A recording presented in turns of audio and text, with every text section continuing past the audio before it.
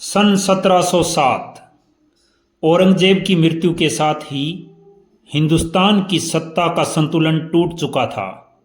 राजपूत, मराठा, रोहिले, अफगान सब अपने अपने हिस्से की सत्ता चाहते थे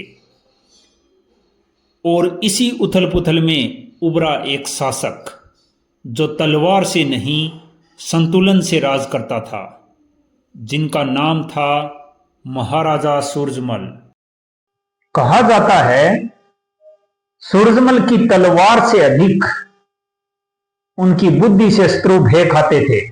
महाराजा सूरजमल का जन्म 13 फरवरी 1707 ईस्वी में हुआ। इनके बचपन का नाम था सुजान सिंह, पिता का नाम राजा बदन सिंह, माता का नाम महारानी देवकी। 1756 में बदन सिंह की मृत्यु के बाद सूरजमल विधिवत शासक बने। उन्हें इतिहास में प्रथम विधि पूर्वक स्थापित जाट शासक माना जाता है। 1733 ईस्वी में खेमकरण पर विजय और राजधानी की स्थापना। यह कहानी 1756 से पहले शुरू हो चुकी थी। भरतपुर क्षेत्र में खेमकरण जाट का प्रभाव था। वह बदन सिंह का कट्टर विरोधी था। युवा सूरजमल ने युद्ध का नेतृत्व किया। खेमकरण पराजित हुआ। 1733 में उसकी कच्ची गड्डी के स्थान पर सूरजमल ने एक नवीन दुर्ग का निर्माण कराया, जो आगे चलकर लोहागढ़ किला कहलाया। यही भरतपुर की स्थायी राजधानी बना। लोहागढ़ केवल किला नहीं था, यह एक सैन्य सिद्धांत था। मिट्टी और पत्थर की मोटी दीवारें तोपों के गोलों को सोख लेती थी। 1750 ईस्वी में मीर बख्शी सलावत खां ने आक्रमण किया, पर सूरजमल की दुर्ग आधारित रणनीति ने उसे पराजित कर दिया। गंगवाना का युद्ध 1741 ईस्वी। राजस्थान की धरती पर कछवाहा शक्ति और जाट शक्ति आमने सामने थी। जयपुर के राजा सवाई जयसिंह द्वितीय की सेना के विरुद्ध सूरजमल ने चरणबद्ध युद्ध नीति अपनाई। छोटे छोटे दलों में सेना बांटी, रसद मार्गों को बाधित किया।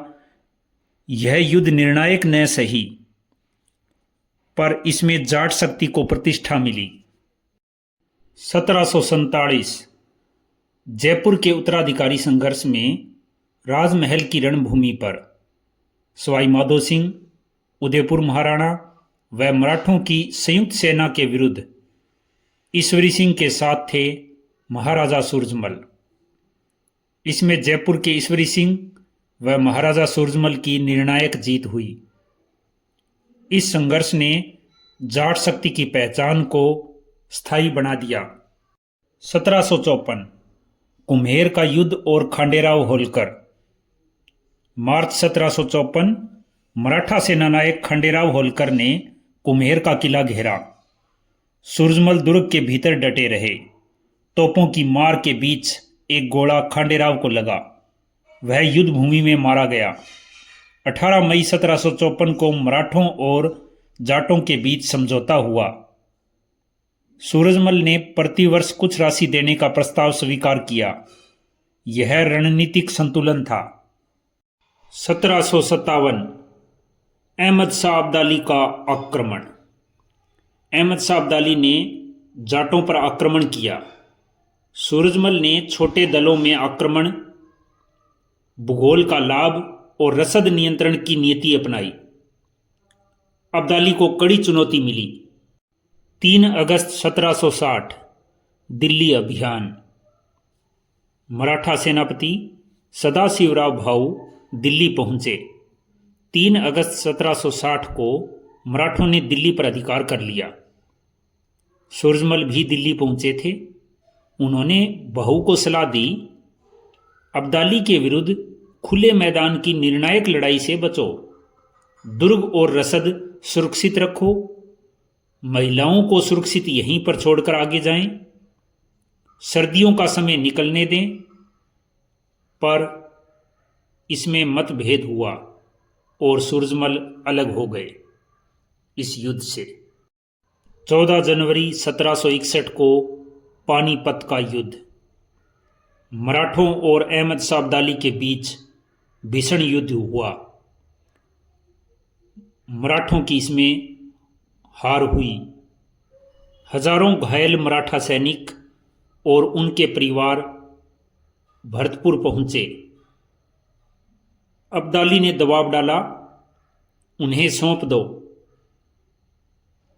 सूरजमल ने मना कर दिया। यह उनका नैतिक साहस था। 12 जून 1761 आगरा विजय। अब्दाली के लौटने के बाद सूरजमल ने अवसर पहचान 1 माह की घेराबंदी के बाद आगरा किले पर अधिकार कर लिया। भरतपुर अब उत्तर भारत की प्रमुख शक्ति बन गया। संस्कृति और साहित्य। डीग के जल महलों का अधिकांश निर्माण सूरजमल ने कराया। उनके शासनकाल में पुरोहित मंगल सिंह ने सुजान समंत विलास ग्रंथ लिखा। दरबार में कवि सूदन और अखेराज गर्ग थे। 1763 अंतिम युद्ध। 25 दिसंबर 1763 नजीब खां रोहिले से युद्ध। घात लगाकर हुए हमले में 55 वर्ष की आयु में महाराजा सूरजमल वीरगति को प्राप्त हुए। बुद्धिमत्ता व राजनीतिक कुशलता के कारण उन्हें कहा जाता है जाट जाति का प्लेटो। कालीरंजन कानूनगो ने लिखा, उनमें अपनी जाति के सभी गुण, साहस, शक्ति, चतुराई और कभी पराजय ना स्वीकार करने की भावना विद्यमान थी।